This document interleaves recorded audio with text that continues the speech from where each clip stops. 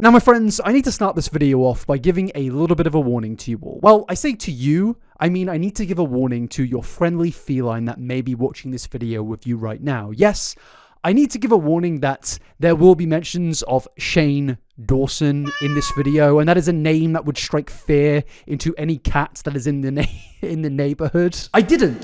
Redacted. I didn't. Redacted again. I didn't. Redacted. Anywhere near my cat. I've never done anything considered strange or weird with my cats. I promised myself I wasn't going to be making apology videos after last year, so, you know, I'm just trying to keep this as short and honest as possible. I definitely did not do anything with a cat. It's a sentence that has transpired amongst the cat community for a good long time now, and I just felt it was appropriate to give a warning to all of you. Because recently, Shane Dawson has once again come back into public consciousness after a, 6-hour deep dive into Shane Dawson's disturbing history was posted. And honestly, these videos, I've watched both of them, and they have exposed me to some information that even I did not know, and this is my job. I am a floating head on the internet. I do indeed have likes. Go follow my second channel if you want to see more of those beautiful things. But even as a floating head on the internet that speaks about internet stuff, I was quite honestly just shocked at the sheer severity and deepness of the Shane Dawson rabbit hole. But watching this video, it really did start to make me question, well, what actually is Shane Dawson up to in 2025? Because it's been a few years now since I last spoke about Shane. I think I may be wrong there, but it's been a few years since Shane was in the public consciousness. Not many people really speak about Shane anymore. He doesn't really get himself involved in drama as far as we could tell. And overall, I just started getting, interested in what Shane was up to, so I did a little bit of Googling. And well, I found out that recently Shane has actually done an interview where he pretty much responds to absolutely everything, including being quote-unquote cancelled. Which of course I do want to talk about today, and we will get into, but then I want to move into what I found later on in my research. Because that led me to his infamous main channel, which seemingly is no longer active anymore. He uploaded around 7 months ago, but that was his only upload in the space of over a year. So with that, I then went to his second channel, and I discovered that Shane Dawson is very, very active on this channel. And for a cancelled YouTuber, this man is doing really, really well for himself. These videos on his second channel almost get like 1 million views every single video, and given everything, it's genuinely quite impressive. Even on his main channel that he doesn't upload on much, he is doing pretty well for himself. Each video has around 3 to 5 million views a video, and yeah, overall, it's very impressive. But as I was scrolling through the second channel, I noticed something in the description of his latest video. Because when you go to the description, it states that this video was edited by Triangle Face Productions. And why is it always triangles when it comes to big conspiracies, It's always like a pyramid or something, and with this, it started to lead me down another conspiratorial, I don't even know if that's a word, a rabbit hole. I clicked on the link in the description, and I discovered Triangle Face Productions' Instagram page that states it's a multimedia production studio created by creators for creators. And then at the bottom, I saw the name Destery Smith, which is this man right here. Yes, something straight out of 2007. I genuinely did not I'm not even YouTube. I'm not being nasty here. I just genuinely didn't know that people still had this haircut in 2025. If you take away everything that we're about to get into, it's considerably admirable to be rocking this in 2025. I am considering I'm not, but if somebody grows it, just watch this video first before you do it. But yes, I went further down the page to 2018, and I discovered that yes, Destery Smith, the man on the right here, is apparently the director of the company. And well, who actually is this man from 2007, you may ask? Well, Destery Smith is a YouTuber with 1.1 million subscribers, and no, he actually isn't from 2007. In fact, Destery was born in 1991, making him 34 years of age. And Destery is what you would consider a bit of a YouTube OG. He is someone that has been on the platform for a very, very long time, making content to do with pretty much everything, whether it's drama, emo-related things. Just in general, Destery is one of those people that were in that circle of YouTubers in 2007 surrounding Shane Dawson, the Onisions of the world, all of the big emo losers that we all love to talk about. But aside from all of that, he is also someone known for facing 40 plus, and I need to repeat that, 40 plus allegations. Yes, 40 plus. There has been so many stories told about this man over the years, and I don't just mean one or two things, I mean the big 40. There are so many stories out there about this individual. And if you want to know more about it, you can go and watch Ella Dark's recent video on it, Repzilla's video on it from a few years ago, the Hotbox's video on it, Tamini's multiple videos on it, my video on it. And the reason I even bring up these videos is to kind of show to you that this was a very, very discussed thing on the internet when these stories and allegations started to pop up, and I don't really want to go into detail about what is specified in these allegations. I highly recommend going and watching my video about it or the other videos about it. But in summary, these are some of the most terrible and horrible things that you could ever be accused of doing. And these stories were so prominent in Destiny's community that it pretty much led to his YouTube channel outright dying and his audience just completely turning on him due to the sheer severity of what was being said about him, but also, more importantly, the sheer amount of stories coming out about him. I mentioned this video by Ella Darker, and the reason for that is you can see how long this video is, and in this video she goes through every single story told about Destery Smith, and the sheer detail in these stories is absolutely wild. And the important thing to consider here is these stories all started to come out in around 2021. So many people at that point of time were speaking about these things and have continued to speak about them to this day.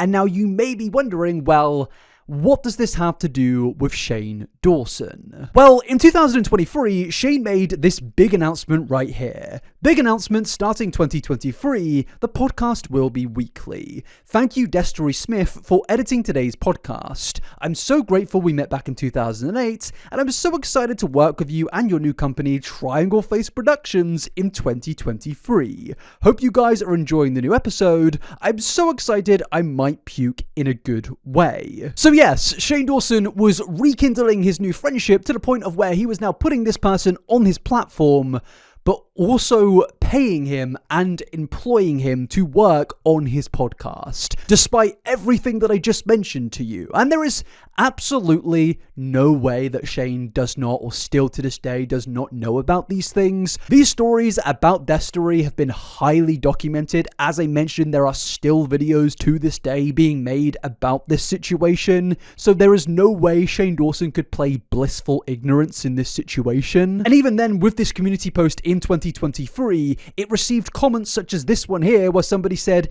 "Isn't this the guy who was inappropriately messaging fans of his, and not like 10 years ago, but like last year?" And then someone else said, "For someone who claims to not be interested in harming, you sure do have a lot of friends around you who, well, do a lot of terrible things." So Shane clearly was aware of all of this. The YouTube community had alerted everybody about this whole thing, and even Shane's own dedicated audience, despite everything that Shane had been through at that period of time, were alerting Shane and letting him know that this was not right. Because yes, bear in mind, in 2021, Shane Dawson was in his quote-unquote cancelled era. This was the era where Shane was not as popular as he was in 2018 and 2019, yet these people still stuck by Shane's community and stuck by Shane, and even they could not look past this. But despite all of that, Shane has continuously hired this guy even in 2025. And I think this is just outright dangerous. I think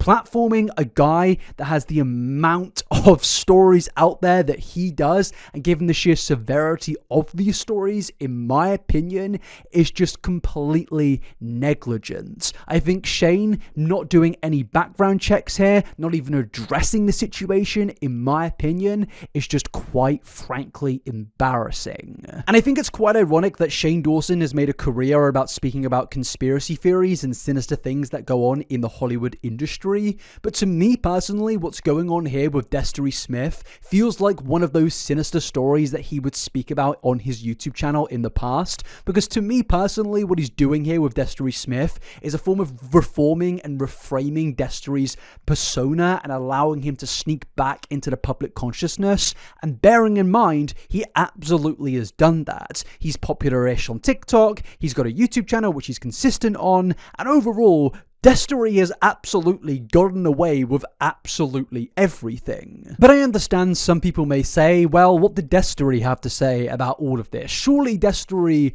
responded to this situation. Well, Destery's only YouTube video response to all of this came in 2021 in a video titled My Thoughts, but naturally, there are a large amount of problems with this video. For one being, it has now been unlisted from YouTube, the likes and dislikes were turned off, the comments were turned off, but don't worry, you can buy some sick merchandise that will definitely not signal that you are a danger to society. And yes, obviously, none of this is really a good sign. To turn off the dislikes, to turn off the comment section, to me, it indicates you're trying to censor people from having communication and speaking about what's going on in this video. To me, it basically just allows Destery to put his narrative out there, and to the fans that don't really know the finer details about this situation, they can now only hear Destery, but not hear anyone in the comment section pointing lies out, pointing out the manipulation, and pointing out the possible mistruths. But what is interesting, though, is when you get into the actual video and hear Destery's defense, well, it's not exactly a defense. I took some time away from the internet to try to assess how to handle everything going on right now, in the hopes that what I say will reach an actual audience and not just people that want to see me fall. So first off, I just want to say I am aware of accusations being made against me. And what I can say is, while I can't agree with some of the things being said about me, I'm also not completely innocent in everything. Now, this is a crazy way to start this conversation, considering what was circulating about this man at the time. I need to reiterate, there were 40 plus different stories going around about this man. And starting off your response to those 40 plus stories with, I'm not exactly innocent of everything, is an absolutely wild way to respond. And obviously, to a lot of people out there, including myself, is only going to push me into believing that you are probably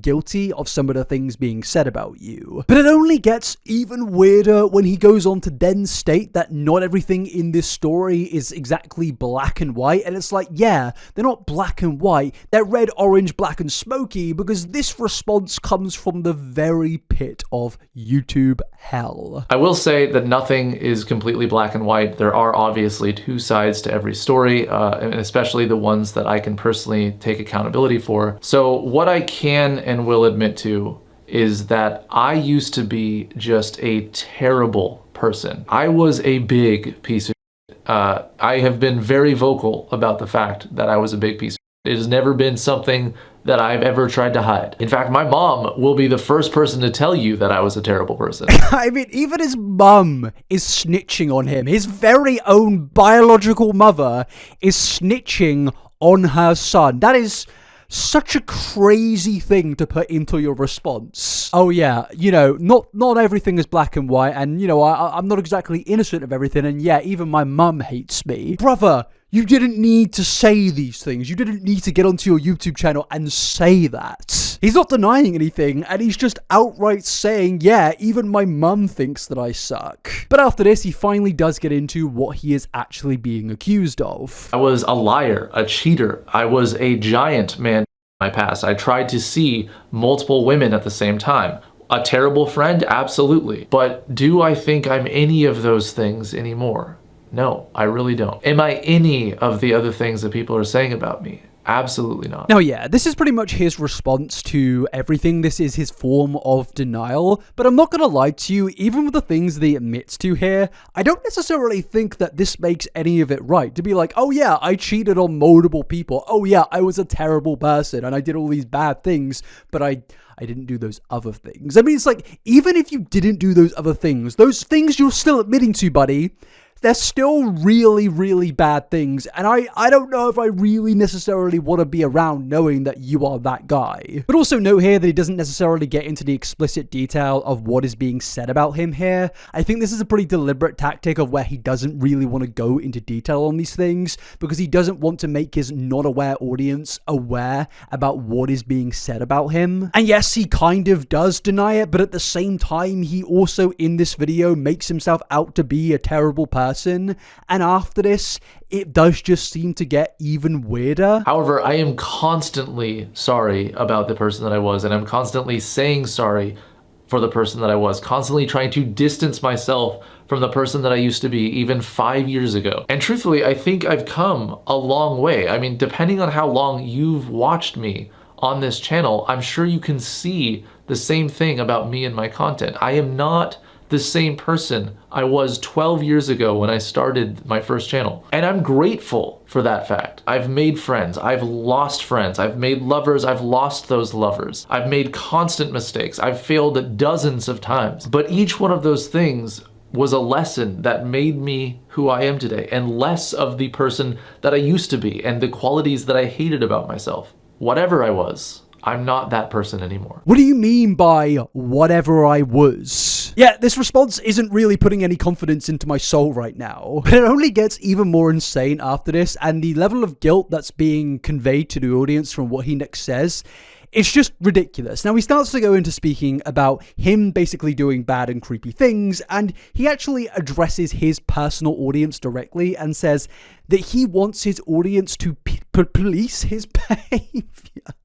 He wants his audience to make sure that he doesn't step over boundaries and doesn't do anything creepy. And the only reason he's doing those creepy things is because that's just his personal sense of humor. Yeah, I'm pretty sure I've heard many terrible criminals say the exact same thing. I am still human. Those aren't the last mistakes I'll ever make. And if there's anything I ever do that irks you, or I make you uncomfortable, or you think that I step over the line, communicate that with me. Let me know these things. Because another thing to note is that my brand is jokes. My brand is weird, creepy humor. It's always been that way, and it will probably always be that way. It's just who I am, and that's presumably why you started watching me in the first place. But I would still like to be told when something I do crosses a boundary, whether that be something I say in a video or something that is proven to be true about me as a person. There are so many words that I would like to say that would probably put me in demonetization and age restriction hell, but I'm gonna, summarize it shortly by being like, yes, this is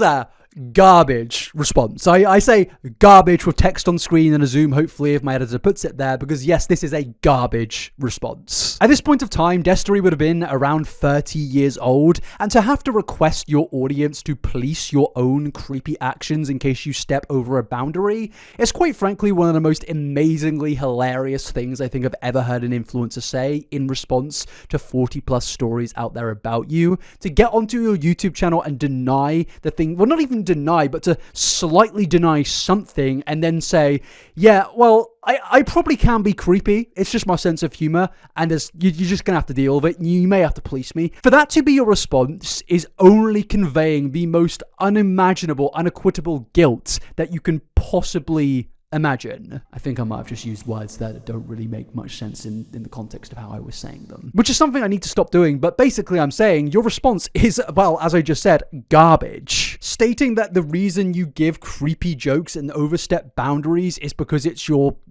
form of humor or your personal brand is just insane. Can you imagine if this actually went to a court case and his defense to the judge was, oh, sorry, Mr. Judge, I shouldn't have done those horrible things, and the only reason I did them was because it's my brand and my sense of humor. Yeah, I feel like the guy that kind of ran that island that we're all hearing about in the media right now, I feel like if he was set about and he said that his reason for doing it was because, oh, it was his personal brand, I feel like we'd all say, mate, that is mental. And not to say, Destery's on that complete level, but, it's still somewhere near. Oh god, I'm gonna get in trouble for saying that one. Either way, what can you do? Destery, it was just a joke. I guess you could just say, well, this is my sense of humor. But then it gets even worse towards the end of the response, where Destery starts to get into how he could actually respond to every detail in the story and exonerate himself. But the reason that he doesn't want to do that is because he doesn't want to drag the people that have said these things about him, their name, through the mud? In an ideal world, you are innocent until proven guilty, but I have only ever seen it to be the opposite. Anyone online is always guilty until proven innocent, and I can't support that idea. And as such, I know that a ton of people have already made up their minds about this situation, and even if I was to explain context of some of the things being said about me, not only would it not help people's image of me, but it would also be dragging someone else's name through the mud. And that is just something I can't do. Even if it exonerates me and everything is great, but it was at the expense of someone else being thrown under the bus, I just won't do it. Now, I should just say, bearing in mind this still is a Shane Dawson video, but we need to get through this context before we get into Shane's response to cancel culture and everything. But yes, what he's just said here is... it's so bad. Like, this makes no sense whatsoever. To say that, oh, yes, I could respond to everything, but I'm not going to because I prefer to be, in the cancelled realms of all the other cancelled YouTubers, and I'm just happy with that, and I don't want to drag someone's name through the mud. It makes no sense, man. Think about all the YouTubers out there that have responded to allegations and successfully done so. Do you really think that in the comment sections of those videos where people respond, people were being like, hey man, I think you should have thought nicely and kinder about the person you're responding to? No, they just wanted somebody to clear their name, and you've had the opportunity to do so over 4/5 years, and you have chosen to do the absolute opposite of that. To go on it and say what he's saying, to me, it's just him putting himself on a moral pedestal because he absolutely knows that he has no way of responding to these allegations, and if he did, he would have done so already. And in my opinion, he's just trying to make himself out to look like the good guy in this situation, so some of his audience may possibly believe it and stick by him, subscribe to his YouTube channel, and possibly even Patreon. I'm not an idiot. Well, I kind of am, but I'm not an idiot in this case. If you had these things against you, you would respond. Any human being out there would. There is no way anyone would be happy to have these things to their name if they knew that they were not true.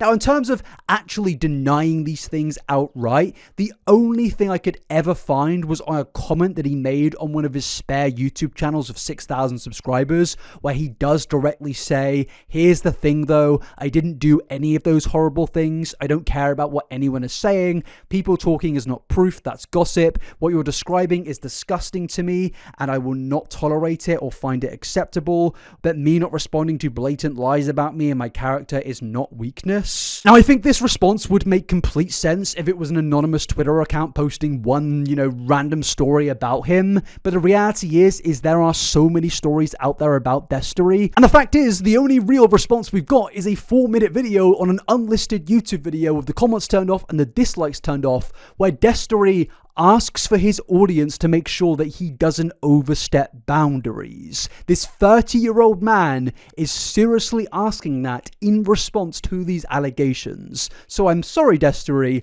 I cannot really take this as a valid response to anything. And of course, that takes us back to the beginning of this video, where I mentioned that the reason that I even started to look back into Shane was due to the deep dives into Shane Dawson that had recently been going viral. Because Shane is somebody throughout his time on YouTube has responded to all of these things by, yes, in some cases apologizing, but as you're going to discover in the latter parts of this video, describing a lot of this as cancel culture and him being cancelled by the internet. But the reality is Shane is still getting, as we went through earlier, 3 to 5 million views a YouTube video, even equating into the fact that he hires this individual, Destery Smith. And that takes me to the interview that I mentioned earlier of Shane Dawson on cancellation and fatherhood, which is a podcast hosted by none other than Katie Morton. Yes, the same Katie Morton that I had issue with quite a few years ago. Because now I want to move on from the Destery Smith situation and go into this podcast, because personally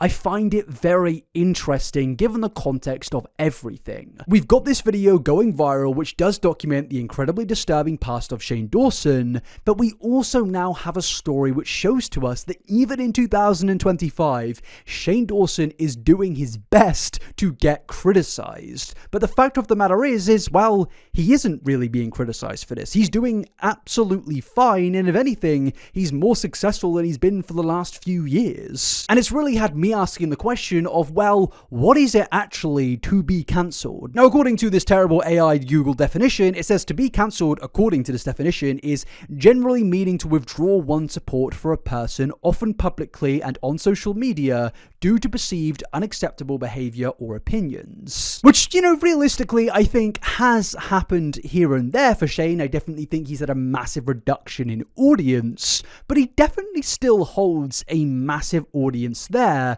despite absolutely everything. So I find it quite interesting that he's coming onto this podcast to speak about being cancelled multiple times.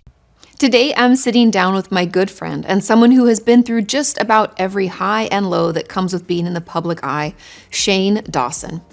From being one of YouTube's biggest creators to facing the harsh realities of being canceled, Shane has experienced it all. But what's most inspiring is how he's used this time to reflect, grow, and work on himself. Yes, truly inspiring. Inspiring to hire a man who has 40 plus allegations against him, and his response was, hey guys, could you please police my actions on the internet? It's truly inspiring. It really is inspiring. Wow, how does he do it, guys? Now, yeah, this podcast does start off with some general chit-chats, but then around 3 minutes in, Katie Walden begins the conversation surrounding YouTube. And honestly, the introduction is quite entertaining to me personally, because it's clear that Katie doesn't really know much about Shane's origins. And she goes on to ask, how did Shane get into YouTube? How did he start? And well, what did he do? And obviously, and I know the history of Shanae and all the beginnings of Shane's, YouTube origins, but Katie clearly didn't. Let's go back in time. Okay. I don't actually know, I was going to say a year, but I don't really know when you started on YouTube. And what made you, I don't even know why did you start? What prompted it? What was your first video? I don't know any of those things. How have we not talked about this? I usually try to avoid talking about I'm so sorry. my trauma. Trauma is definitely a way to put it. I do wonder if Shanae Stole Christmas will be mentioned in this podcast. But yeah, Shane does go on to state that talking about his past is kind of now boring to talk about. And, given the viralities of his past, I can kind of understand why he probably doesn't want to talk about, the millions of things there. No, I don't know. I just feel like because I've been doing YouTube so long, I'm like, it's just boring to talk about. But Some people might not know, like me. Okay. All right. Well, so I started in high school. I had a teacher, Miss Barkemeyer, shout out, and she really loved movies. She was our English teacher, but she loved movies and film. Yeah, she wanted us to do a video. Like, she wanted to teach us angles and like shot lists and all these things, which like for English makes no sense. But I was like, yeah, okay, I love movies. I want to be a director. So that was my first time doing something like that. I always find Shane Dawson's love for making movies so interesting. Because, when you've seen Shanae Stole Christmas, you do start to wonder how this man could ever claim to have a love for creating movies. The films that this man has created are genuinely some of the most... I feel like if you showed Martin Scorsese these movies, he would probably die. I'm not joking, people. These movies are abominations. And trust me, I've sat through every single one, and each time I wanted to scream. These are, I'm considering doing a revisit into these movies because there's something beautifully sickening about them. So yeah, to hear that the origins of his YouTube channel came because he wanted to start making movies is definitely an interesting one. Shane then does start to go down to the realness of why Shanae was the route that he wanted to go down, and that was because, well, these videos made people laugh. He speaks about how this was seemingly the first time that he'd actually received praise from people around him, and also the teachers were impressed with him, and that really did prompt him into starting off his YouTube career. I was like quiet, overweight kid, had a couple friends, but like pretty to myself, got made fun of a lot. And when they showed my video, my class like laughed and really liked it. And it was the craziest feeling. And I had like, like the cool kids being like, man, that was funny. And I was like, oh my God, they're talking to me. They're looking at me. This is crazy. Oh my God, whatever. That stopped. Like they, if the video wasn't playing, I didn't exist. But the next year, my next teacher, Mrs. Ewell, shout out. She's like a friend now. Like we hang out. Oh, which very is cool. Very weird. Teacher was like, "Oh, you do videos, right?" Mm-hmm.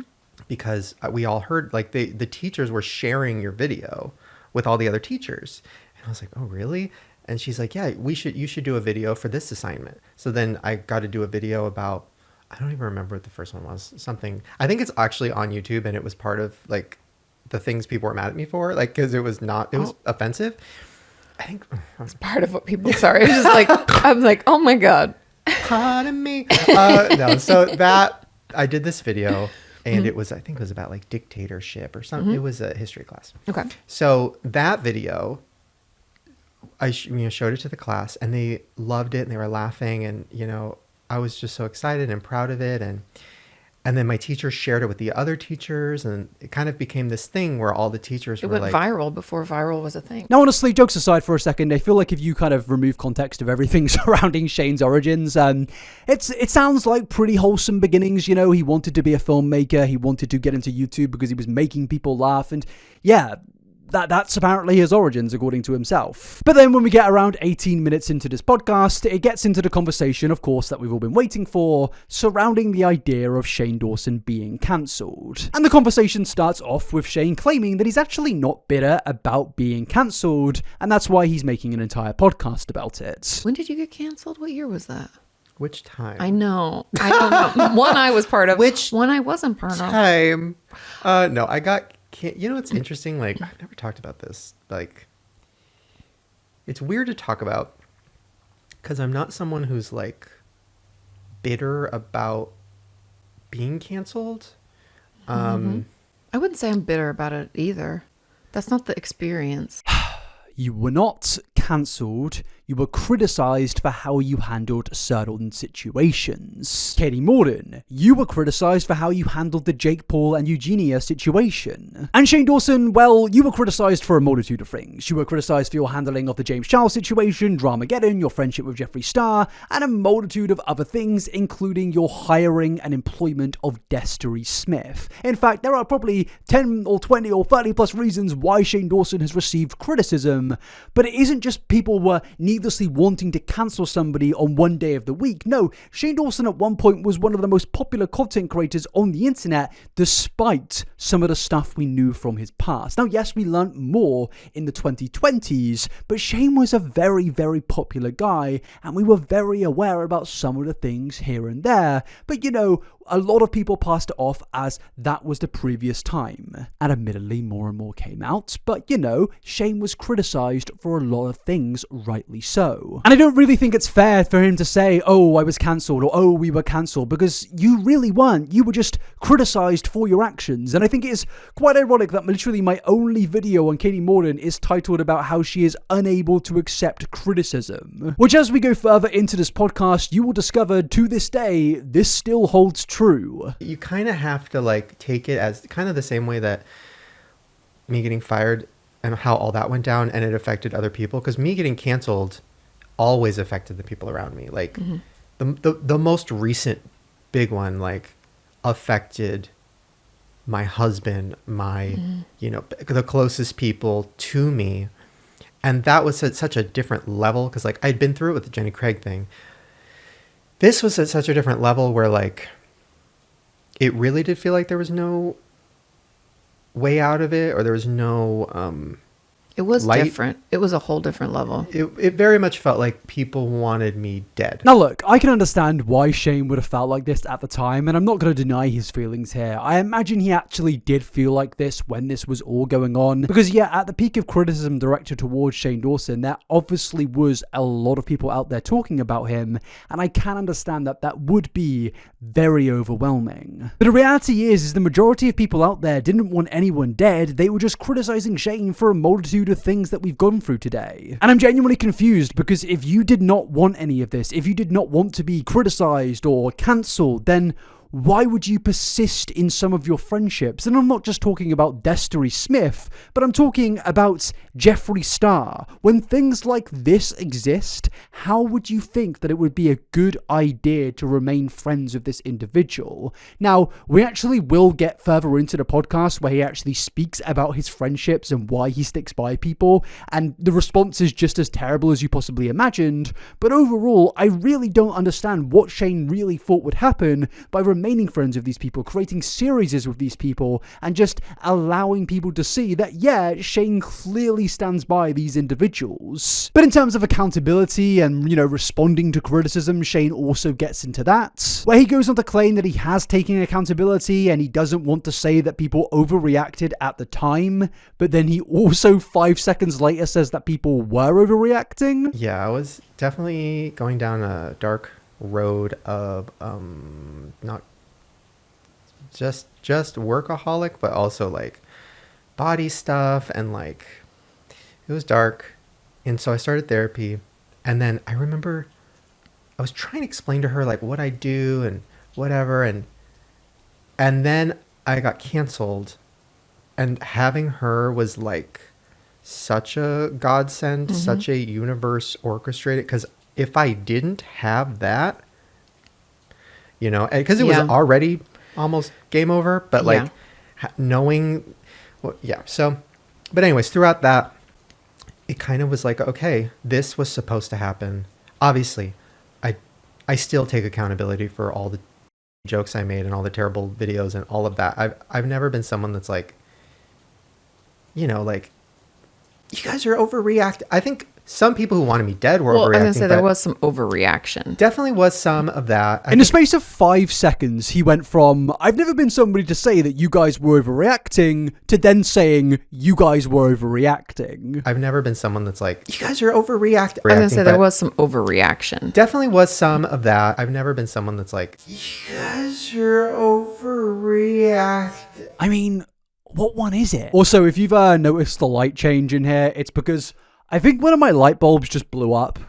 I don't know how. I think it might be genuinely because of the heat. And if you've seen me sweating out in this video, yes, the heat wave is awful. I've got no AC to the point of where my light bulbs are exploding. Please like this video and subscribe, because 50% of you aren't subscribed. Please, I'm dying out here. Thank you. But yeah, getting back into what he was speaking about in terms of people wanting him dead and wishing death and stuff like that, obviously, I do not want anyone to direct that towards Shane Dawson or say any of those things. But in terms of being cancelled, I just don't really believe it. I think that people have just rightly criticized Shane over the years. For example, in 2021, when his comment section was full of people questioning him for his friendship with Destery Smith, I'm sure that move pushed a lot of people to leave Shane's audience. And I would really like to know, does Shane think that these same people cancelled him, or did they just rightfully criticize him? But talking about criticism, Katie starts to actually speak about and criticize the people that speak about herself and Shane Dawson, i.e.,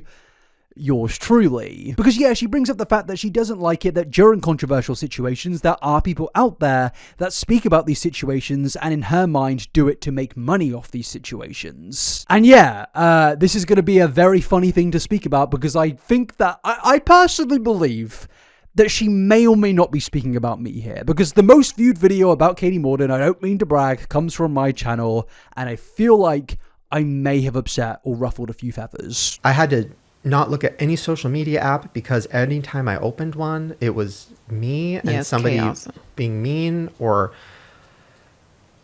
it was like panic attacks every day. I mean, imagine, like, this is the craziest feeling. So, okay, when I did start finally watching like YouTube again, because I couldn't, well, everybody, that's what bothers me. Just short side note, I get it because, like, I felt the smallest amount of cancellation with the Jake Paul series. Right. And I think the thing that bothers me the most about any of this isn't the fact that, like, people don't like it or they don't agree with things. That's fine. And like, I'd own up, okay, maybe I should have said it this way, or maybe I shouldn't have read from the DSM, or whatever people's complaints were. But it's the people who hop onto this to make money off of the fact that all they do is, like, shit talk someone. And I'm like, that's the part that bothers me. If there's like a learning, I'm like, I own up. Okay, if I did something wrong, it's fine. I apologize. But when people want to pretend to know me when they don't, or know you, or that's what bothers me. Now, firstly, I want to start this off by stating I've never claimed to know Shane Dawson or Katie Morden. Yes, I've spoken to Shane once or twice in the past around 6 years ago, but overall, I do not know these individuals and have never claimed to do so. But what I do know is Katie is featured in Shane Dawson's 100 million plus viewed series multiple times, which is primarily surrounding YouTube drama and is the main reason everybody really knows who Katie Morden is. So to come onto your platform and complain that people have profited off drama when you yourself have done the exact same thing, arguably more than most, is absolutely hypocritical in my opinion. But I also cannot stand this argument of bringing money into the conversation here. Because do I personally think that YouTubers or journalists should make money off speaking about negative situations, whether it's in the news or YouTube drama spheres? Yes, I do. If people are doing a genuine, honest job, they're putting in the work and the effort into the research, the scripting, the recording, the uploading, the thumbnail work, the editing, I think people should be paid for their work, regardless of if it covers negative or positive stories. I think people should be paid for their work. And I think the only reason Katie brings up these types of things is because she knows it's really the only thing that she can do to possibly get people on her side. Because by being like, oh, you're doing this for money, you're doing this for money, it makes people think, oh wow, their criticism of Katie and Shane is disingenuous and they're only doing it for financial reasons. But the reality is, Katie, the reason that we've criticized you over the years is that yes, obviously we have a job to do and we need to get paid, but that's on the back burner. That's something that we know is going to happen regardless of what we speak about. I don't just get paid by Katie Morden videos. I speak about what I'm interested in, and in today's particular thing, I'm interested in speaking about Shane Dawson and Katie Morden. And I don't think it's controversial to state that I think that I should be paid for my work. I think that I put in a lot of time into my YouTube channel. I put a lot of time into the research. I have an entire team. And yeah, I think that it's important for people like myself and other people out there or journalists out there to be paid for their work. Obviously, I really enjoy what I do when it comes to a place of genuine authenticity and wanting to speak about these things, but at the same time, it also is my job. And realistically, if we're going to bring in this criticism to things, then Shane Dawson should take down pretty much every single YouTube series that he has out there featuring other YouTubers, because they primarily focus on YouTube drama, and he has made millions and millions of dollars off that. And I can confirm, I definitely have not made millions of dollars via YouTube drama. In fact, my previous 2 videos on Cody Ko and Eugenia were demonetized, and one of them was age restricted, but they're still on the channel and I'll still probably cover them in the future. And honestly, this whole entire argument is just tiring to hear, and to me, it just comes from a disingenuous perspective of where people are just trying to make it so people don't speak about them because they don't want to be seen as, I guess, money grabbers or someone who's just desperate to make a quick buck. It's disingenuous and it's not fair, and in my opinion, it's just outright deflection, but of course, Shane agrees with it. Yes.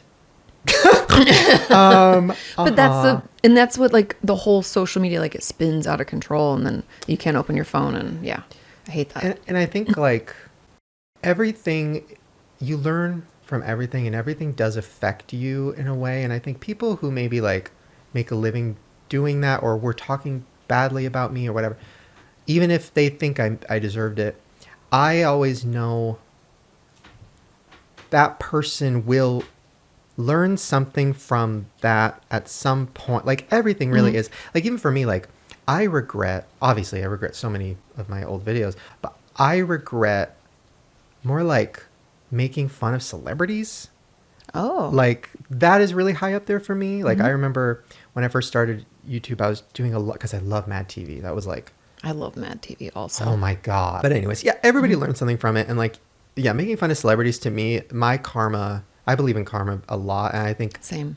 Getting canceled was karma for so many different things. But I think it also was just like really treating celebrities, not that I'm a celebrity, but treating Miley Cyrus or Lady Gaga or any of these people that I would like put on a wig and make fun of them. But I love them. And that's the thing. I'm like, I never hated any of these people. I was obsessed with them and I love them. And I was like, it's like Mad TV. I'm like making fun of them. And I would turn them into a character of themselves. Like I would do, oh, Paris Hilton, like that's hot. Like I love Paris Hilton. But I was like, I loved her so much I created a character to become her, but then it took on a life as of its own, and then I'm saying all these horrible things, and then people are like, you know what I mean? And so I feel like having it all happen to me, I was like, oh, There are people too. Maybe I shouldn't do that. Yeah. But that's not what we're doing in these videos, Shane. When I make this video talking about you, I'm criticizing you as a human being. I'm not making a character of you where I'm trying to kind of like do a spoof or try to make you out to be something that you're not. I'm directly speaking about your actions. I'm not parodying you. I'm not trying to make people think that you do something else that you don't really do. I am merely speaking about your own actions. When you were being criticized for your weird videos involving Willow Smith in the past, you were being criticized for you as a human being and what you did. No one decided on the day of when those things started to resurface of, oh, I'm going to parody Shane Dawson and pretend that he did these things. No, we're just speaking about things that exist and things that you yourself have done. I do not understand this whole thing he's doing here of trying to make it out that the videos made on him are the same of what he has done in the past. But also, what is interesting is Shane has done really weird parody videos, but at the same time, he has also made dramatic videos. For example, he has made multiple videos criticizing people like Bobby Burns, for example. I mean, Shane literally made an entire series about this guy, and I don't think there's a problem with that, especially at the current period of time. I really didn't think that it was a problem with Shane responding to a YouTube video. But coming onto this podcast and mischaracterizing videos made about you as some form of thing of which you did in the past where you parody people,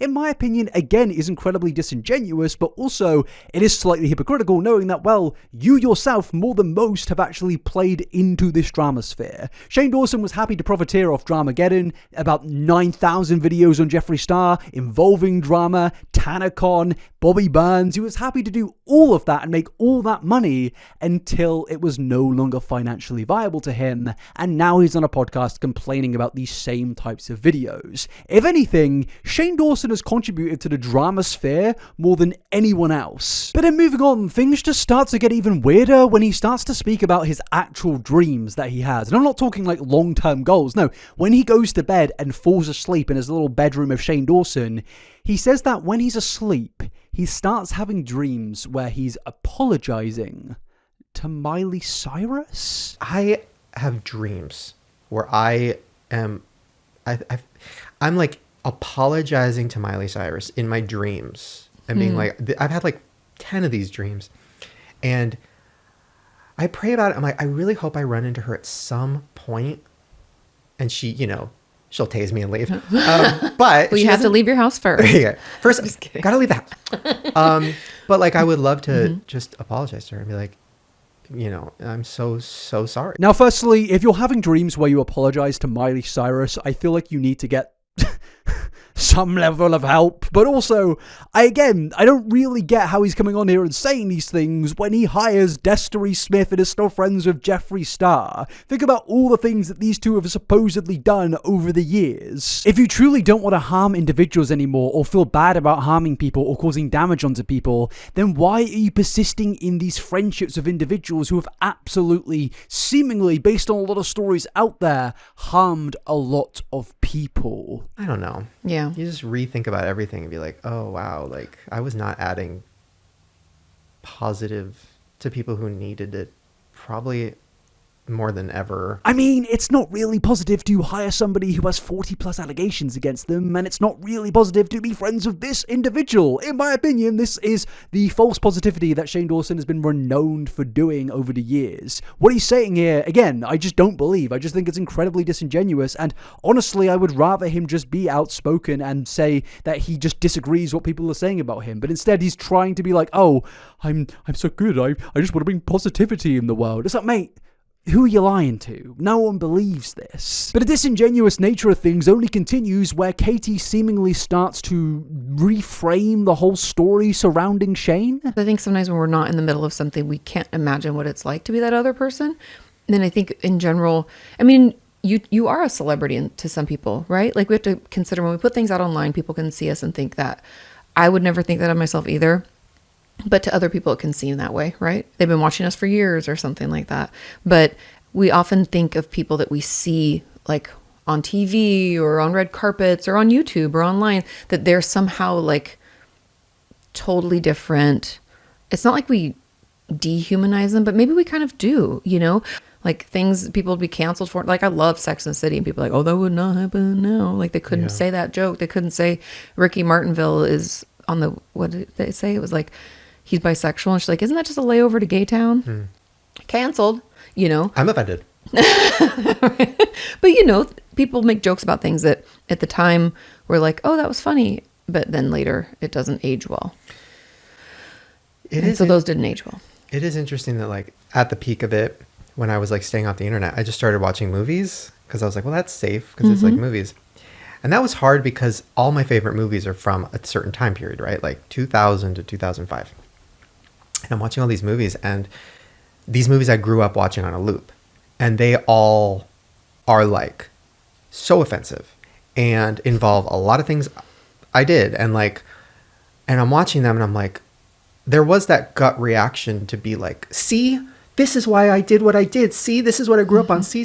Now, as I said previously, I think this is a completely disingenuous reframing of everything going on involving Shane Dawson and Katie Morgan over the years, because they're not being cancelled for enjoying a sitcom. They're not being cancelled for enjoying a TV show from 20 years ago, or even participating in a television show from 20 years ago. And my example of that will be How I Met Your Mother. This television show obviously features a lot of funny jokes in it, but it also features a lot of age jokes, in particular, transphobic jokes. If you go and watch How I Met Your Mother, there will be jokes in the show which you will kind of cringe and shudder at because some of the jokes have not aged well. And that mainly comes from the fact that, yes, since that show came out, there has been a big progressive movement towards transgender rights, making it so, you know, some of those jokes no longer happen because, yeah, they are very harmful towards actual trans people.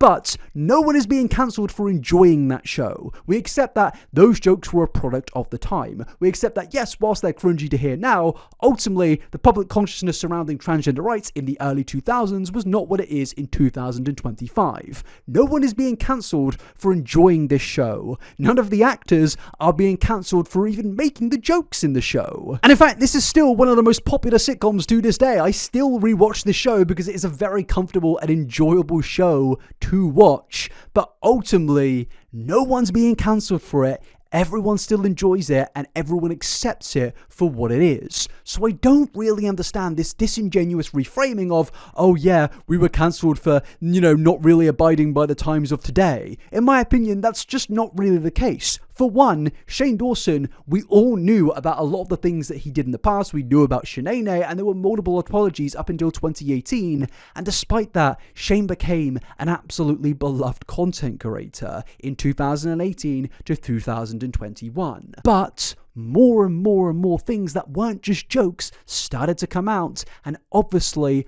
a lot of people got uncomfortable. But another thing I think that gets left out in this argument on this podcast is the fact that there were more than just jokes and things that came out in Shane Dawson exposés. Are we just going to ignore Dramageddon? Are we just going to ignore the handling of the James Charles situation, vitamin gummies and all that good stuff? Are we going to ignore his friendship with Jeffree Star, Destery Smith, and plenty of other things out there about Shane Dawson? Because I don't think we are going to ignore that, but it seems that Katie and Shane are, and they're just going to reframe the fact that Shane was simply quote-unquote cancelled because of a few jokes he made in 2010. And that's wild to me, considering the fact that the reason Shane faced so much controversy in 2021 and 20 originally was because of things like this. Oh, of course. Is that another ad? Another ad. I'm losing my mind. I'm losing my mind. This is so This is, oh my God. Okay. I'm live because I can't even process. I need a drink of water. This is insane. This is insane. This woman is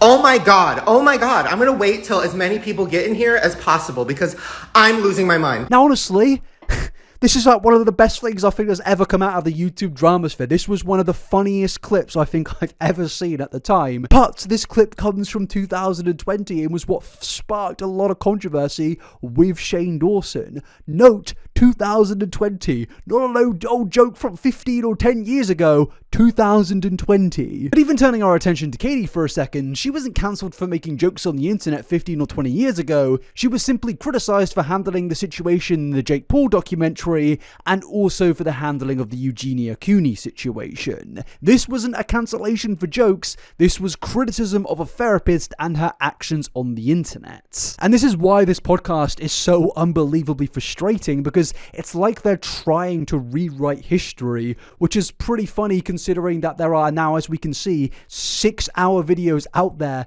documenting and detailing everything. I just don't like when you're like trying to blame things for things you did, and it's like, and I did that a lot of my career, and I think just getting older and going through something like that, I was like, no, and I really started getting into, the universe and stuff, and I'm like, if I don't accept that I had a big hand in this, then I'm never gonna grow or change, and I'm always gonna be like, whenever I see somebody getting canceled, I get a pit in my stomach, and my first gut instinct is to reach out to them and be like, are you okay, whatever. And then my therapist, I was talking to her about it, and she was like, and I was like, I haven't been reaching out to them though, because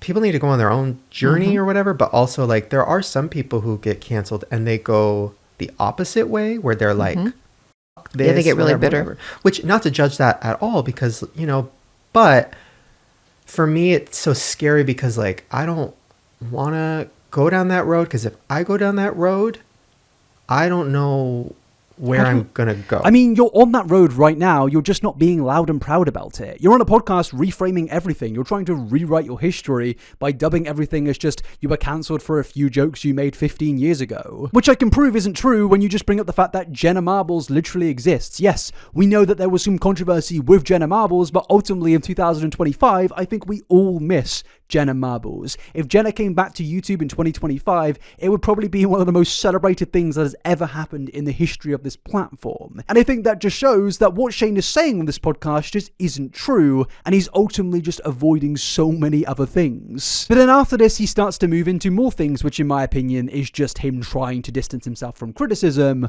where he starts to speak about how people don't really see him as a human being. When I look back at like, oh, all these people liked me, and now they hate me. But like you said, I think a lot of people didn't think of me as a person anyways. It was more like when I would go to the mall or something, I'd have a lot of people coming up for pictures and stuff, but you could tell who was actually watched me and who just knew me because my face is on YouTube, or like, oh, you were with Jake Paul or this or that, or I know you because you're problematic, or so it's like an interesting, like, oh, I was never a real person to a lot of these people, and if they hate me, that shouldn't affect me, because it's like the way that you watch Love is Blind and you're like, oh my God, I hate that guy. It's like, but if I met that guy and I knew him, I would probably be like, oh, he's a real person. It's like, now honestly, what he's saying here about people viewing people on TV as not human beings, I can kind of get what he's saying. But honestly, if I met somebody from Love is Blind and it turned out they hired somebody that had 40 plus allegations against them, well, I probably wouldn't like that person. I'd probably say, mate, don't you think that's a little bit weird? And then, if they were also friends with Jeffree Star and given all the hush money stuff, I'd probably think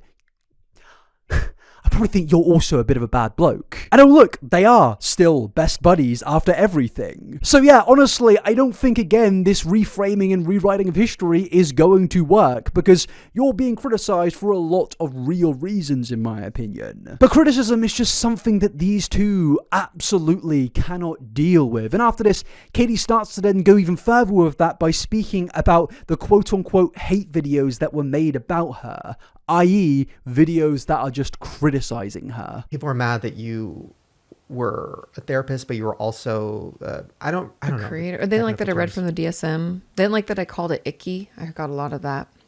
Okay, first of all, but icky merch. I'm just Why didn't we think about iconic. that? No, but yeah, it's so funny though, like looking back on that, like, but once again, for you, that was such a big cancellation. And is it lingered? Like, is it something that you still once in a while will see? Because to me, that was like the least of my cancellations. Well, yes, because people created like hate videos about me and like all sorts of shit like that. Which the thing is, I think, first of all, I'm grateful for two things. Well, actually three. I'm grateful that I didn't go through it alone. That it wasn't something, and we walked into it accidentally, which meant we weren't prepared, but it also didn't come from a malicious place. Like there was no harm intended. And I'm also grateful that I was an adult Like, I didn't start YouTube when I was 16, and this happened when I was 18, and I didn't know who I was. Because the third thing is that I know who I am, and I know I'm not a bad person. But when people are talking trash about you all the time, it is like, it's still like a touchy spot for me. I'm like, oh, that feeling was like I didn't sleep. Like, I'd go for walks, and like I'd be afraid to get on my phone because people would be like talking. And I was just like overwhelmed. And so I couldn't even look online. Sean would check everything because I was like, I don't need feedback from people who don't know me. Now look, I'm not going to say that I think Katie Morden needs to necessarily become a big fan of the I Never YouTube channel. I don't think that she even needs to like me. And honestly, if she hates me, I would completely understand that. Nobody likes hate videos being made about them, i.e. critical commentary videos. But when you're putting yourself in a series that was quite obviously going to get 20 plus million views a video, debating whether somebody is a sociopath or not, you're going to have to accept the fact that that will lead to criticism. You're speaking about a very sensitive topic in a video that is going to influence a lot of people on their opinions on these specific topics. Naturally, people are going to be pretty hyper aware about that. They're going to look into these things, and they're probably going to criticize your handling of these things. And if you're going to choose to be in these videos where you make a lot of money off these videos, you get a lot of traction off these videos, you should be willing to accept that criticism. You don't necessarily need to listen to all of it, but to dub it as all just hate, in my opinion, is outright ridiculous. And how do I know that? Well, I featured in that very series. Yes, I was in the Shane Dawson series where I was interviewed about Jake Paul, and we went through all of his actions, and I received criticism for my part in that role, and I just took it on the chin because, well, yeah, I was featuring in a very sensitive series with 20 plus million views on each episode, and it was pretty much part and parcel of being a part of that series. So what she's saying here, in my opinion, just represents the fact that Katie Morden, still to this day, is unable to accept any forms of criticism. I don't need feedback from people who don't know me. Which, you know, I may have caught that a few years ago. But what's interesting in the context of Katie speaking about the criticism directed towards her, Shane starts to speak about how he had negative experiences with people in his past, and how the discovery of people like Katie's YouTube channels actually led to him putting certain labels on these people that Shane did not get along with. And Shane, interestingly enough, actually plays into some of the criticism directed towards Katie, where a lot of people out there said that Katie's videos could be harmful. A lot of people out there could come to Katie's videos and start just labeling anyone as a psychopath, as a sociopath, and that is exactly what happened with Shane Dawson. At the time, I reached out to you because you were on my podcast back in the day. And at the time I was dealing with some people in my life who really hurt me. And it's not drama, it's not YouTube related. It was just people in my life who really hurt me. And I fell down this rabbit hole, and I found your channel of like narcissists and things that, you know, empaths and this and that. And I started getting down this really intense hole of like, these people in my life are narcissists. They are hurting me, and they don't care. They don't have empathy, and they're, you know, sucking my energy and this and that. And then so I got really almost unhealthily into that, where I was reading books. I read every book about sociopaths. I remember I even brought you some because you asked for more. I was watching every 7-hour Dr. Ramani video, which queen, but I was watching it, you know, and I got so deep in that rabbit hole of like turning these people in my life into, you know, almost like cartoon characters of like, they have no feelings. They're, you know, horrible. They hate me. They want me to die. They're bad people. They're taking advantage of me. They're fake. They're not real. Like, and I got so deep into that. Then I started seeing people calling Jake Paul a sociopath.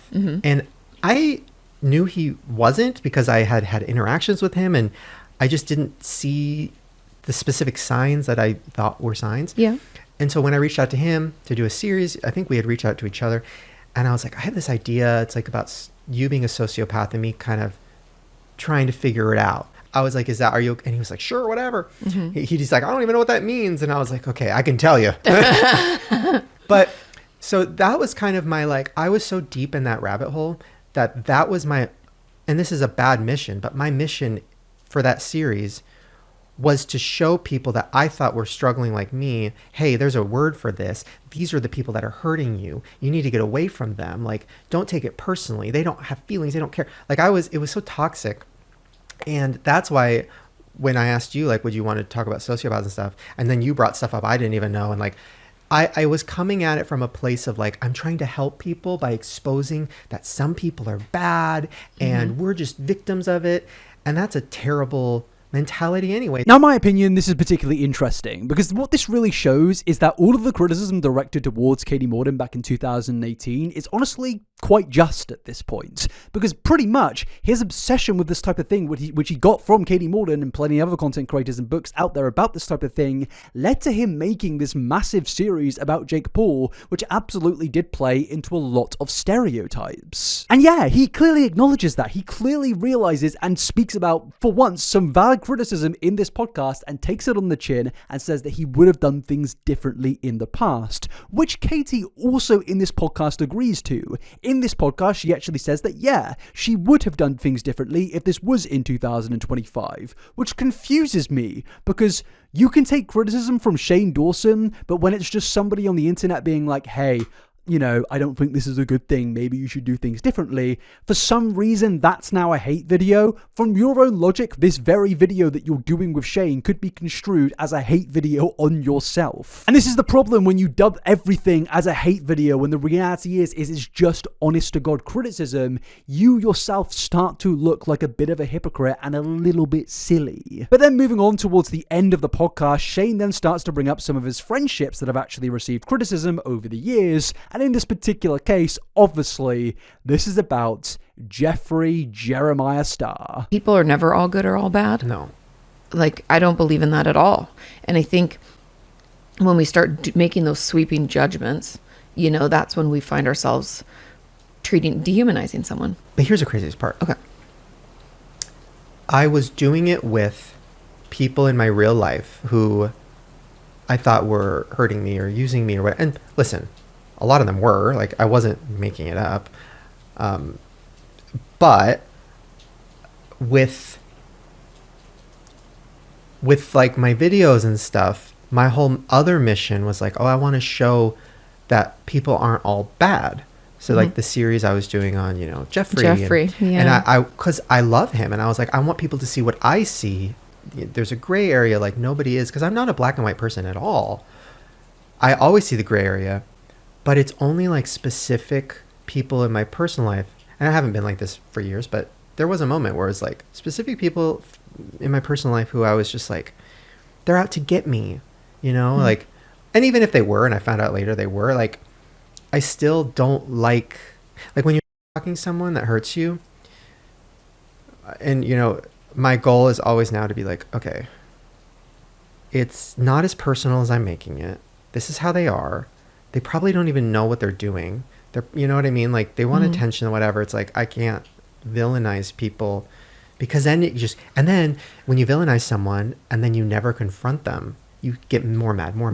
You hate them more and more and more. It honestly only affects you. Only affects, and everything they do now is personal, like everything. And you're just like, oh, they hate me so much. They're doing, and it's like, wow, you should just talk to a friend or a family member and be like, hey, this thing you did hurt me. Can we talk about it? And that will save you 5 years. Now, in my opinion, this takes us back to the original story that we were speaking about earlier involving Destery Smith. Because yes, Destery did say in his response that not everything is black and white. And in this situation with Shane Dawson, he's saying that not every person he's friends with is, of course, black and white. They're not bad, they're not good, they're somewhere in between. But in my opinion, this is not the case. We have seen terrible things involving Jeffree Star over the years. We have seen terrible things with Destery Smith. So to get on a podcast and justify your friendships by being like, oh yeah, it's not black or white, in my opinion, it's just a terrible response. Honestly, yes, some people out there can be flawed and you can remain friends with flawed people. I get that.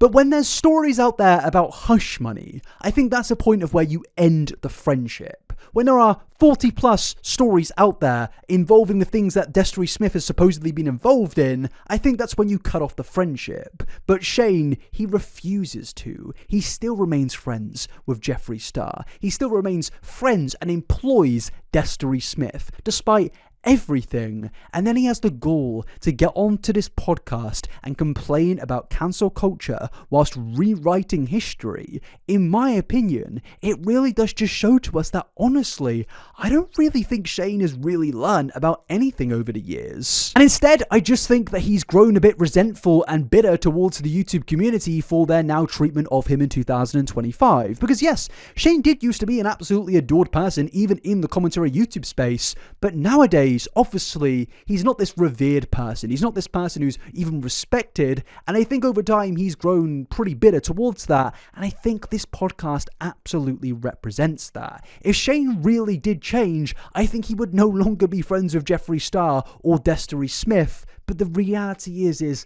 I don't really think much has changed. I'm not saying that Shane Dawson needs to be this perfect angel who does absolutely everything right and cannot make mistakes whatsoever.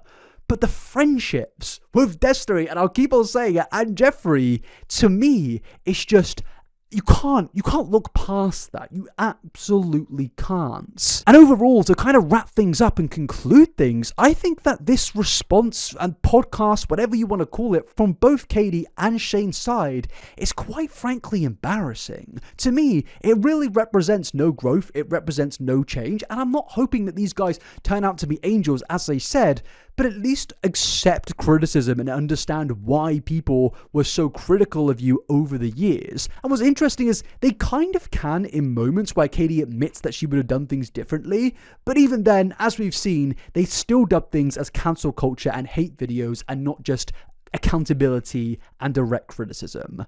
Overall, I think what this entire story shows to us is Shane Dawson is probably the same man that he was in 2021. I know that sounds pretty insane to say given that it's been around 4/5 years since everything first kicked off with Shane, but honestly, I'm just kind of disappointed. I really did used to look up to Shane's content. I really did think that he was a great content creator.